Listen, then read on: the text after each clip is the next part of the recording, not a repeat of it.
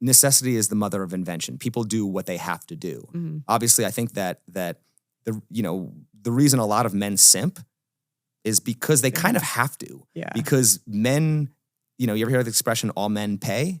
Yeah. It's like even if you're not paying with your money, you pay with your money, energy, attention, and time. Men have to earn it.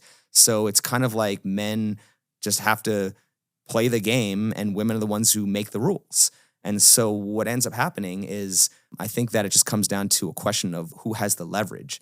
Right now, women control access to sex. Sex is the ultimate power.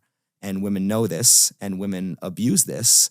And so men are basically stuck, men have a higher biological need for sex than women. I think men actually, sex is a need for most men.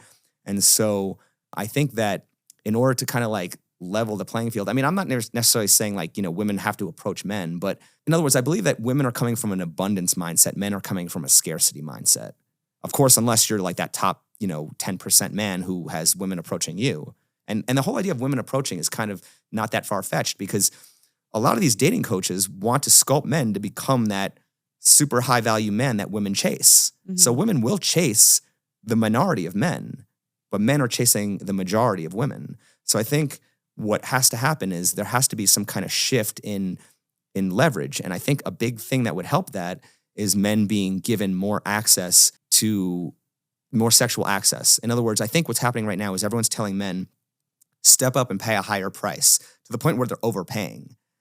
I think what we need to focus on is I think we need to figure out ways to lower the price. I've done several episodes on, I think, that legalization of prostitution. I know it's a very controversial topic. Not a lot of people talk about it, but I think if prostitution was safe and regulated prostitution, I'm not talking about streetwalkers. I'm talking about if we had brothels and men could go get sex anytime they wanted, I think that women would have to be forced to bring more to the table, because sex wouldn't be enough.